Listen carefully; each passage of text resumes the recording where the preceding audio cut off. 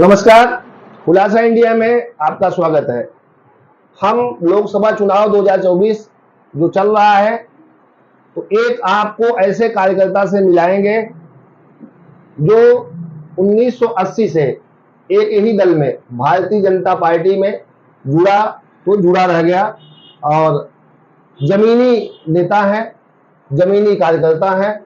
तो हम आपको लल्लू राम गुप्ता जी से मिलाते हैं।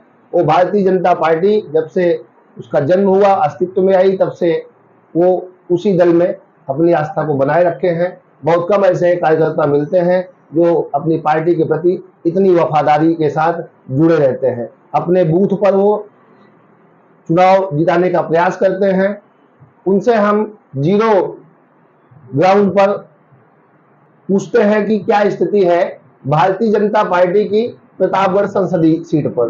प्रतापगढ़ संसदीय सीट पर छठे चरण में मतदान होना है 25 मई को, और यहां से भारतीय जनता पार्टी ने दूसरी बार संगम लाल गुप्ता को अपना उम्मीदवार बनाया है, उन पर भरोसा जताया है। तो हम लल्लू राम गुप्ता से जानना चाहेंगे कि भारतीय जनता पार्टी के उम्मीदवार संगम लाल गुप्ता की इस बार क्या स्थिति है। लल्लू राम गुप्ता जी, भारतीय जनता पार्टी से आपके उम्मीदवार संगम लाल गुप्ता की क्या स्थिति है? भारतीय जनता पार्टी की स्थिति अच्छी है। संगम लाल गुप्ता दोबारा यहाँ से फिर से चुनाव जीत कर जाएंगे और मोदी की पार्टी में एक कड़ी के रूप में वो जो है जुड़ेंगे और अच्छे वोटों से जीत के जाएंगे, क्योंकि मोदी सरकार ने जो कार्य किए हैं वो कोई अभी तक किसी भी सरकार ने कभी नहीं किया है। जैसे 3 तलाक खत्म किया, धारा 370 35A खत्म किया, राम मंदिर का निर्माण करवाया, बाबा विश्वनाथ कॉरिडोर का निर्माण हुआ, उज्जैन में महाकाल का कॉरिडोर का निर्माण हुआ, और भारतीय जनता पार्टी ने गरीबों को 80 करोड़ लोगों को राशन दिलवाने का भी कार्य कर रही है।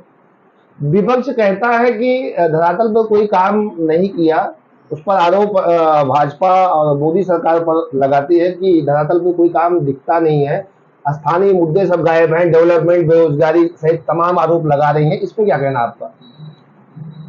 देखिए, मोदी सरकार ने बहुत कार्य किए हैं। 315 मेडिकल कॉलेज बनकर तैयार हो गए हैं, 35 एम्स बनकर तैयार, पहले की अपेक्षा 3 गुना IIT मेडिकल सीट 2 गुना हो गई है, 70,000 किलोमीटर रोड बनकर तैयार हुए हैं, 10,000 पंचायत भवन बनकर तैयार हुए हैं, 50 करोड़ लोगों का मोदी सरकार ने बैंक खाता खुलवाया है, 10 करोड़ लोगों को LPG सब्सिडी, 4 करोड़ लोगों को प्रधानमंत्री आवास, 12 करोड़ शौचालयों की सुविधा, 13 करोड़ लोगों को नल से जल की सुविधा, 9 करोड़ लोगों को किसान सम्मान निधि दी जा रही है। इस प्रकार से मोदी सरकार ने बहुत कार्य किए हैं। 81 करोड़ लोगों को फ्री राशन मिल रहा है, CAA लागू किया, ऑनलाइन द्वारा लोग भारत की नागरिकता ले रहे हैं। 5 अप्रैल 2024 को भारत का विदेशी मुद्रा भंडार 645 अरब 40 करोड़ हो गया है। भारत में सभी तीर्थ स्थानों और सनातन धर्म को बचाने का कार्य भी मोदी सरकार ने किया है, और 74 मोदी सरकार ने 74 एयरपोर्ट बनवाए हैं। अभी तक समझ लिए कि किसी भी सरकार ने वो कार्य नहीं किया है। तो आपने बहुत सारे ये विकास कार्य गिनाए हैं, फिर भी भारतीय जनता पार्टी पर आरोप लग रहा है कि पहले चरण के मतदान से लेके तीसरे चरण के मतदान तक उसको यहाँ पर पुनः ये मंगलसूत्र छीनने की बात, धर्म और संप्रदाय से जुड़े बात करके वोट बैंक को जो डिस्टर्ब किया जा रहा है और हिंदू मुस्लिम किया जा रहा है, जातीय मुद्दे पे चुनाव लड़ा जा रहा है। तो इस पे क्या कहेंगे? इनके पास कोई रोजगार का मुद्दा, कोई जो है भ्रष्टाचार का मुद्दा नहीं रह गया है? देखिए, ऐसा है, आरोप लगाना तो समझ लिए कि बहुत आसान है। विपक्ष ने अभी तक ऐसे कोई कार्य नहीं किए। मोदी सरकार और योगी सरकार बनने के बाद ही आम जनता जो है रोड पर सुचारू रूप से जा रही है, छिनैती नहीं हो रही है, अपराध पर नियंत्रण है। तमाम ऐसे कार्य जो हैं मोदी सरकार और योगी सरकार में हुए हैं, जिसकी वजह से मोदी सरकार को वोट लोगों को देना चाहिए। प्रतापगढ़ संसदीय क्षेत्र में जो आपके भाजपा की उम्मीदवार संगम लाल गुप्ता हैं, उनसे यहाँ की जनता बहुत नाराज है, ऐसी यहाँ से रिपोर्टें मिल रही हैं।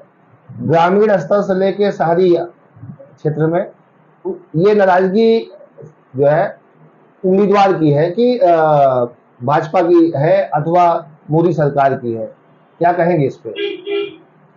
देखिए, वो सब जो इस प्रकार से आरोप लगा रहे हैं या जो लोग नाराज हैं, वो सब लूट खसूट करने वाले लोग हैं। संगम लाल गुप्ता चाहे जिसके यहाँ मतलब बुलाया गया होगा वो पहुंचे होंगे, चाहे उनके भाई दिनेश पहुंचे होंगे, चाहे संगम लाल गुप्ता पहुंचे होंगे। प्रतापगढ़ में सबसे ज्यादा उपलब्ध रहने वाले सांसद संगम लाल गुप्ता ही हैं। इसके पहले तमाम सांसद हुआ करते थे, कांग्रेस के हुए हैं और सपा के भी हुए हैं, लेकिन कि वो बिल्कुल जनता के बीच से हमेशा गायब रहे हैं। ये तो ईर्ष्या बस लोग संगम लाल गुप्ता का कुछ लोग विरोध कर रहे हैं, जो व्यक्तिगत स्वार्थ की वजह से। नहीं, यहाँ पर जो उम्मीदवार समाजवादी पार्टी ने दिया है वो बाहरी हैं, डॉक्टर एसपी सिंह। अब वो एसपी सिंह पटेल बाहुल्य क्षेत्र यहाँ पे पट्टी में राम सिंह पटेल सपा से विधायक हैं, रानीगंज से 2022 में विधायक आर.के. वर्मा हुए हैं जो भाजपा और अपना दल एस के 2 बार विधायक विश्वनाथगंज में रहते हैं, और भाजपा के और अपना दल एस के जो विधायक हैं संयुक्त जीतलाल, तो ये इस तरीके से 3 विधायक पटेल बिरादरी से हैं। तो प्रतापगढ़ में जो पटेल बाहुल्य क्षेत्र और पटेल वोट बैंक को देख के समाजवादी पार्टी के मुखिया अखिलेश यादव ने ये टिकट दिया है। तो इस लोकसभा चुनाव 2024 में क्या स्थिति बन रही है? पटेल वोट क्या सिर्फ सपा को देंगे, एसपी सिंह पटेल को, कि भारतीय जनता पार्टी में संगम लाल गुप्ता को भी वोट देंगे? नहीं, संगम लाल गुप्ता को भी वोट देंगे। पटेल बिरादरी के लोग जो है, जो सिद्धांतवादी हैं, जो भाजपा से जुड़े हुए लोग हैं, जो संघ से जुड़े हुए लोग हैं, वो भाजपा को ही वोट देंगे। नहीं, ये तो बड़ा मतलब वो लग रहा है, जो ग्राउंड सर्वे की रिपोर्ट आ रही है कि उसमें पटेल और यादव और मुस्लिम ये 3 बिरादरी जो है थोक रेट में एसपी सिंह पटेल को वोट दे रही है, इसलिए लड़ाई बहुत कठिन हो चुकी है और संगम लाल यहाँ से चुनाव जो है लूज करने की स्थिति में पहुंच रहे हैं। इस पर आप अपनी प्रतिक्रिया दें। ऐसा कुछ नहीं है। भाजपा के वोटर जो हैं सब ठोस वोटर हैं, और पटेल बिरादरी में जो भाजपा से जुड़े हुए लोग हैं वो भाजपा को ही वोट देंगे। ये सब गलत बात है। भाजपा में रही बात ये कि अभी तक 18 साल से एमएलसी शिवपाल सिंह पटेल रहे हैं, कई बार आए हैं प्रतापगढ़। ये तो इसको पटेल सपा के लोग जो है इसको पटेल नगर बनाना चाहते हैं, और ये बनिया वर्ग का बैकवर्ड प्रत्याशी जो है ये कैसे भाजपा से टिकट पा गया दोबारा, ये सबको ईर्ष्या है। नहीं, समाजवादी पार्टी का जो प्रतापगढ़ संसदीय सीट पर जातीय समीकरण दिखा, तो पट्टी में राम सिंह पटेल को लोगों ने जिताया और रानीगंज विधानसभा में सपा उम्मीदवार डॉक्टर आर.के. वर्मा को जिताया। इस तरीके से उनको लगा कि जो है प्रतापगढ़ में पटेल यदि उम्मीदवार दिया जाएगा तो मुस्लिम वोट बैंक और यादव वोट बैंक और पटेल वोट बैंक मिलाकर हम चुनाव जीत जाएंगे। तो ऐसी स्थिति दिख रही है, आप इस पर क्या कहेंगे? ऐसा कुछ नहीं है, सब वोट बढ़ जाएंगे। कोई किसी का बंधुआ मजदूर नहीं है। सब सिद्धांत के आधार, भाजपा तो सिद्धांत के आधार पर उसमें एक वोट पाती है। नहीं, भाजपा का सिद्धांत तो भ्रष्टाचार पे और बेरोजगारी पे अलग दिख रहा है ना। जो दूसरे की पार्टियां जो भ्रष्टाचार के आकंठ में डूबी थी, उनके नेता, उनको भाजपा ने ले लिया। भाजपा पे आरोप है कि वॉशिंग मशीन, और ऐसा कौन सा वॉशिंग पाउडर है जो दूसरे विपक्षी दल में भ्रष्टाचारी रहा हो, वो जो है भाजपा में आके उसको धुल के साफ सुथरा बना दिया जा रहा है। वो देखिए भाजपा में आने के बाद क्या भ्रष्टाचारी नहीं रह जाएगा? नहीं, देखिए भाजपा में आने के बाद उनको एक नकेल लगा दी जाएगी। इसलिए वो बिल्कुल मतलब जो किए तो किए, लेकिन भाजपा में आने के बाद वो बिल्कुल एकदम ठीक हो जाएंगे। नहीं, आप ये कहना चाहते हैं कि भाजपा में आने के बाद जो भ्रष्टाचारी है वो भ्रष्टाचार नहीं करेगा? नहीं करेगा। हमारी सरकार जब से बनी है, क्या करते हैं, एक भी क्या ये भी मोदी की गारंटी है? हाँ बिल्कुल, मोदी की गारंटी है कि सारे भ्रष्टाचार को ले लेंगे, उसके बाद भ्रष्टाचार नहीं करेंगे? नहीं, भ्रष्टाचारी जो वाकई में है उसको नहीं ले रहे हैं। क्यों? अजीत पवार महाराष्ट्र के डिप्टी सीएम बनाए गए, भाजपा गठबंधन में है। इसके पहले एनसीपी और कांग्रेस के गठबंधन थे, उनके ऊपर सिंचाई घोटाला का आरोप था।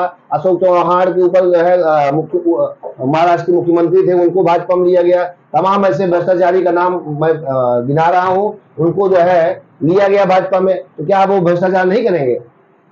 भ्रष्टाचारी भाजपा में नहीं रहेंगे।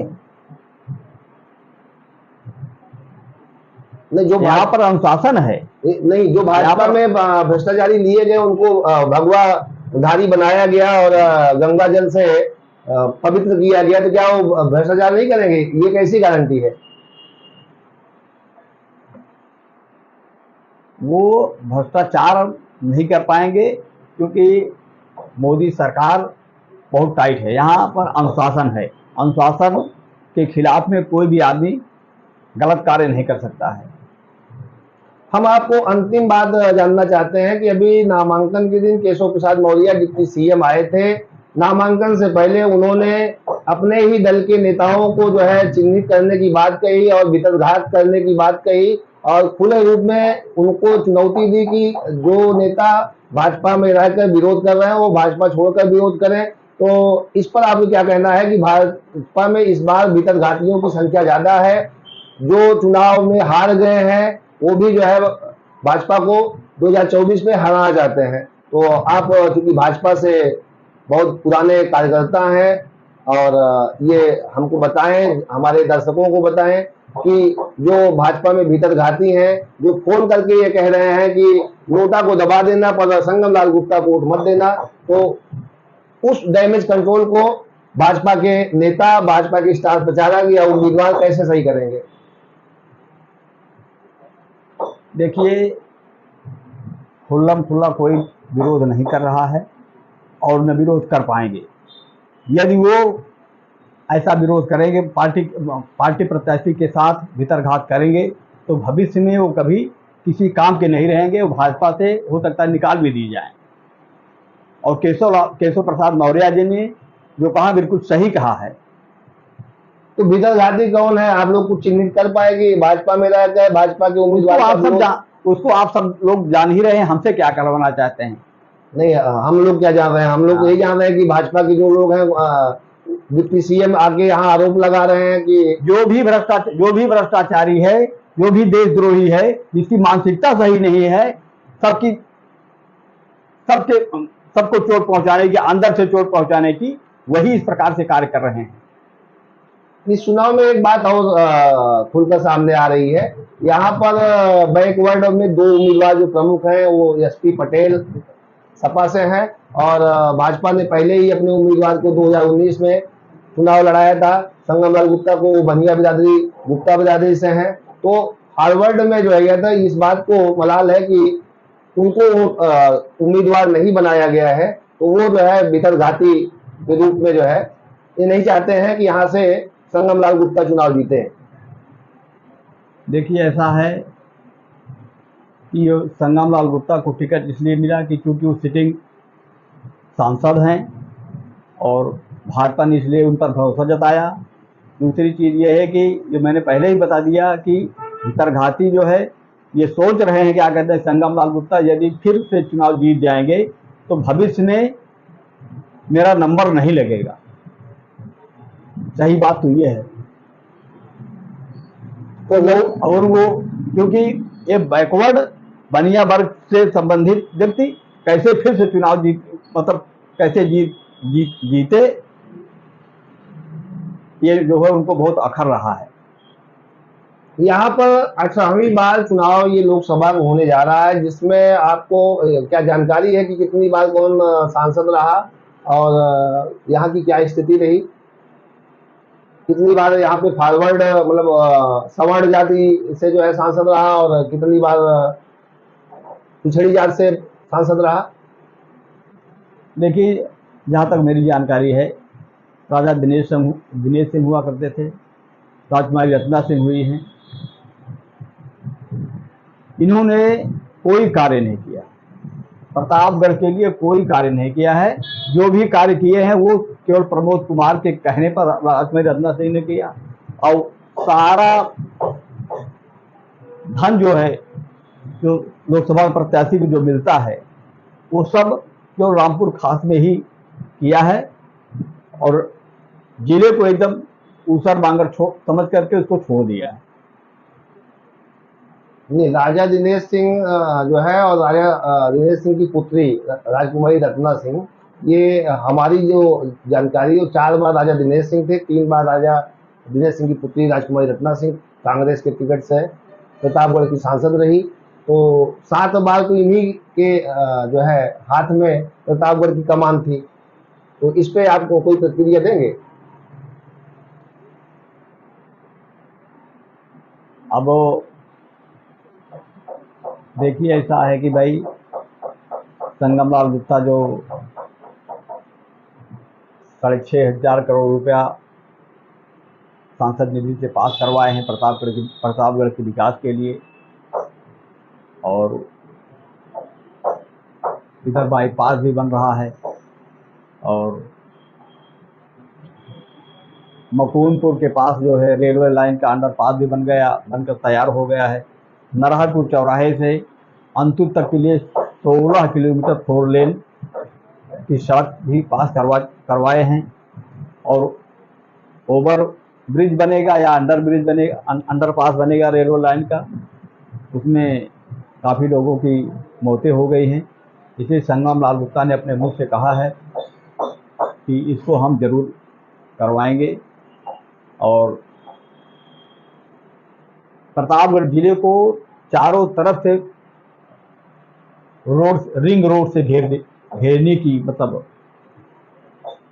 व्यवस्था ये संगमलाल गुप्ता ही करेंगे। यहाँ पर पृथ्वीगंज हवाई अड्डा है, ATL बड़ी फैक्ट्री है, ये सब सारे जो रोजगार के मुद्दे हैं, डेवलपमेंट के मुद्दे हैं, इस पे कुछ नहीं हो पाया। भंगवा चुंगी रोड से लेके जो है यहाँ पर जाम लगता है जेल रोड पे, न तो जेल रोड पे कोई काम हो पाया, ना भंगवा चुंगी रोड पे जो है जाम लगता है, उस पर कोई काम हो पाया। 4 लेन भूपिया मऊ से लेके सोनावा तक बाईपास बनने की बात थी, और 24 घंटाघर में जो रोड जाती है जाम लगता है, इस पे कोई काम नहीं हो पाया है। लोग ये कह रहे हैं कि सिर्फ जो है सगुफेबाजी, जुमलेबाजी की सरकार है मोदी की। नहीं, ऐसा नहीं, जुमलेबाजी की सरकार नहीं है। मोदी सरकार जो है धरातल पर कार्य करती है और उसी के भरोसे वो चुनाव लड़ती है।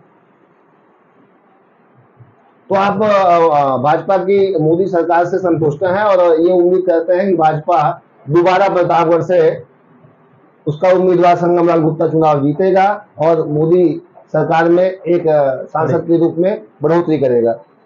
हाँ भाई साहब, बहुत बहुत धन्यवाद आपको खुलासा इंडिया स्टूडियो में आने की और बेबाकी से बात करने के लिए।